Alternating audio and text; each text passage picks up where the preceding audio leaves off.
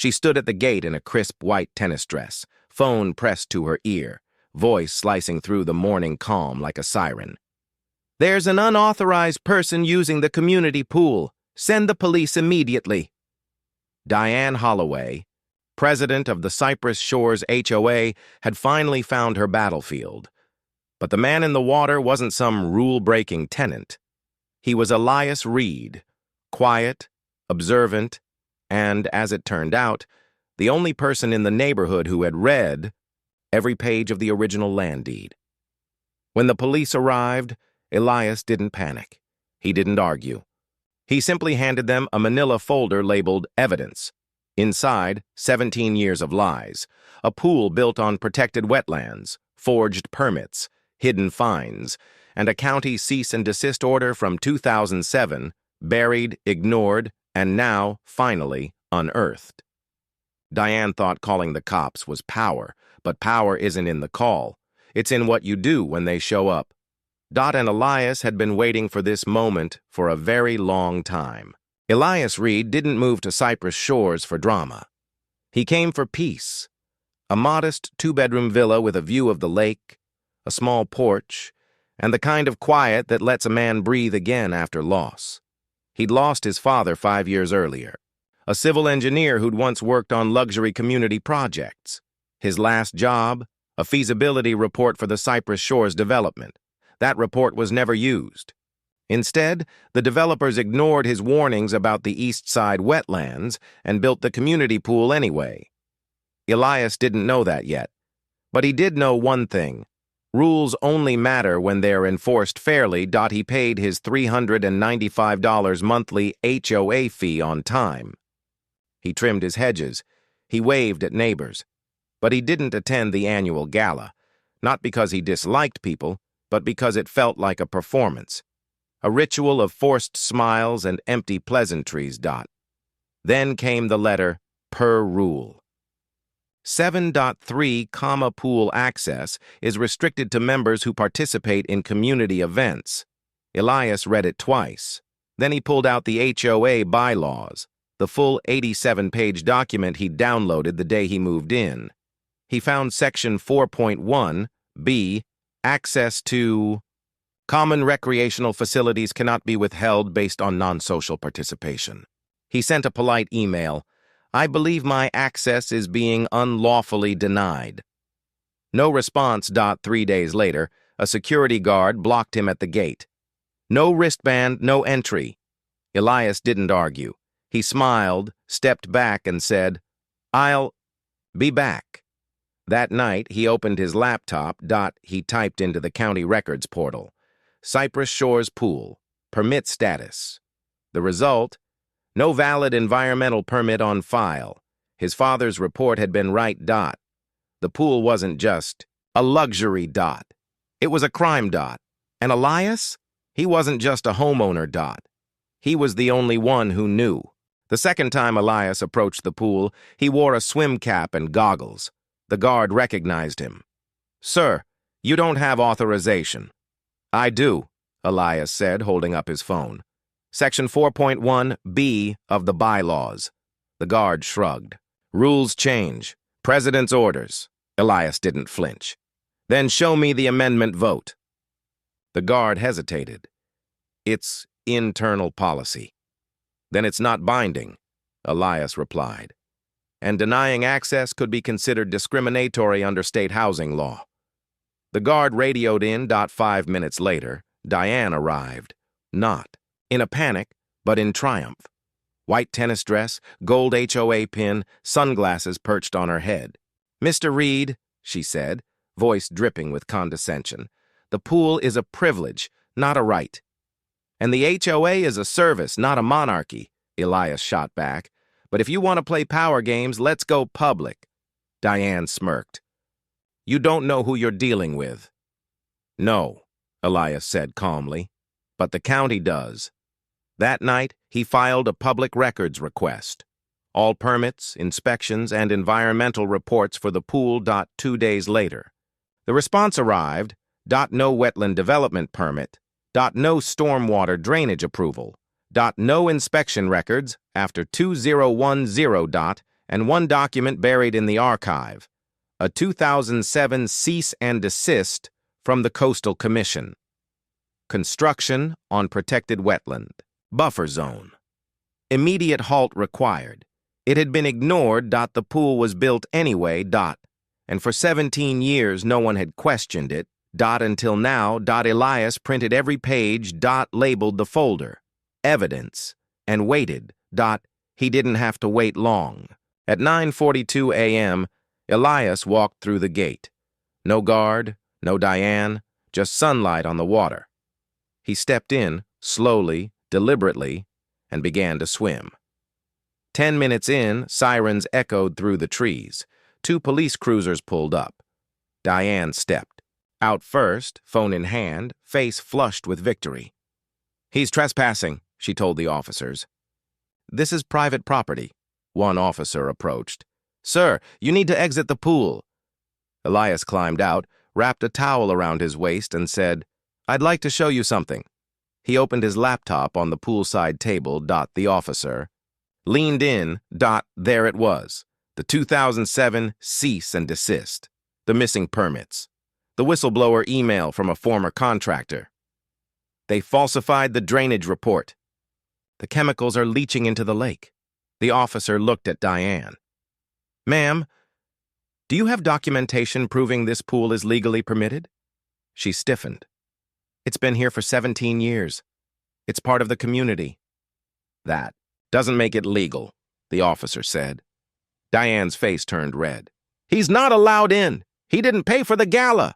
The officer turned to Elias. "Is that true?" "He's referring to a social fee," Elias said, "but under Section 4.1b, recreational access can't be denied for non-payment of non-essential events. I've paid all mandatory fees." The base officer checked his radio. "No trespassing charge, no violation on record." Diane stepped forward. "Then why is he swimming?" "Because," Elias said, closing his laptop, "the only person breaking the law is the one who built a pool on protected land." The officers didn't arrest him.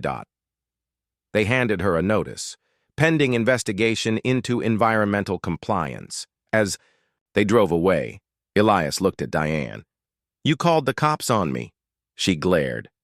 "But you had no idea," he said, "what I had waiting." The next day, Elias didn't go to work. He went to the county clerk's office. He requested every document related to Cypress Shores. Permits, fines, board minutes, financial audits. What he found was worse than he imagined. The HOA had been fined $127,000 by the Environmental Board in 2009, but never paid. The debt was buried in a shell account named Cypress Landscaping LLC, which traced back to Diane's husband. The pool's chemical runoff had tested positive for banned phosphates, linked to toxic algae blooms in the lake. And the annual inspections? Forged, signed by a contractor who hadn't worked on the site in over a decade. Elias compiled it all. 47 pages of evidence. Then, he created a private link, encrypted, password protected, and sent it to every homeowner with one message: "You deserve to know the truth about the pool you're paying for." Within hours, the neighborhood exploded. Texts, emails, angry calls to the board. "How much did my $400 wristband fund? Is the water safe for my kids? Why did we never vote on this?" Diane called an emergency meeting. "This is a privacy violation," she shouted. Elias stood up. "No, this is transparency." He played a 30-second clip. A drone video showing green sludge flowing from the pool's overflow drain into the lake. Gasps filled the room. A woman stood. "My daughter has asthma. Was she swimming in poison?" Diane tried to speak. "We've always followed protocols." "The protocols were faked," Elias said, "and the county knows." The next morning, 2 inspectors arrived, unannounced. They took water samples. They reviewed the records. And by noon, they posted a notice on the gate. "Cypress Shores Pool, closed pending environmental and legal review." Yellow tape went, Up. The pumps shut down. And for the first time in 17 years, the water began to die. At the emergency town hall, the room was packed. Diane stood at the podium, defiant. This is a smear campaign by one man who couldn't follow the rules. Elias didn't respond at first. Then he stepped to the mic. My father's name was Daniel Reed, he began. In 2006, he was hired to review the environmental impact of this development. He found the wetlands. He warned them. He wrote a 42-page report stating that building a pool here would violate state and federal law. He paused. They ignored him. They fired him. They used a different engineer to sign off on falsified documents. A man in the back said, "How do we know this is true?" Elias clicked a button. A recording played, an old interview, slightly distorted, but clear. My name is Daniel Reed. I was the lead engineer for Cypress Shores. I reported the illegal construction. A year later, I lost my license. My company collapsed. I was told to stay quiet. But the truth matters. And one day, someone will finish what I started. The room fell silent. Elias looked at Diane. He died broken. And for 17 years, no one cared. But you did, someone whispered. Yes, Elias said, because he was my father. Diane tried to speak. This is emotional manipulation. No, a woman said. It's justice. Another stood. I paid $500 for a wristband. Was that funding a cover-up? The room turned. Not against Elias. Against her. The board voted that night. Dissolve the current HOA leadership. Appoint an independent audit committee. Reopen the pool only after full compliance. Diane walked out without a word. But Elias wasn't done. 2 days later, the county issued the final ruling. Cypress Shores Pool, permanently closed, unless full remediation is completed and approved. The cost, $1.80 million. The HOA didn't have it. And without a legal foundation, they couldn't. Raise fees. Diane tried to fight. She filed appeals, hired a lawyer. But the evidence was too deep, too wide, too public. At the final board meeting, Elias presented one last document, a petition signed by 89% of residents. We demand transparency, fairness, and accountability. The new interim board accepted it. Diane was removed from all positions. Her husband's company was blacklisted from future contracts. And the pool, once a symbol of luxury, became a concrete tomb, its water turning green, its tiles cracking, its flagpole bare. But Elias didn't celebrate. He stood at the gate one morning watching the sun rise. A young boy walked up. Is it really closed forever? Elias knelt. Not forever, but only if it's built right this time. The boy nodded. My dad says you saved us. Elias smiled. No, I just remembered what no one else did. What's that? That rules only matter when everyone has to follow them. 8 months later, the pool reopened, not under the old name, but as the Cypress Community Aquatic Center. Funded by a state grant, built to full environmental standards, and managed by an independent nonprofit board, with Elias as an advisory member. He declined leadership. A plaque was installed at the entrance for transparency, fairness, and the right to belong, dedicated to Daniel Reed, who spoke truth when no one listened. Elias still swims at dawn. No wristband, no drama. Just peace. And when new residents ask why the HOA is so quiet now, long-timers smile. They called the cops on the wrong man. One evening, as he walked home, he saw a single figure at the gate. Diane. She didn't speak. Just looked at the plaque. Then turned and walked away. No anger. No scream. Just silence. Later, he heard. She'd moved. No. Forwarding address. But the story followed her. And in the end, That was the real punishment. Not losing power. But losing respect. Elias never wanted revenge.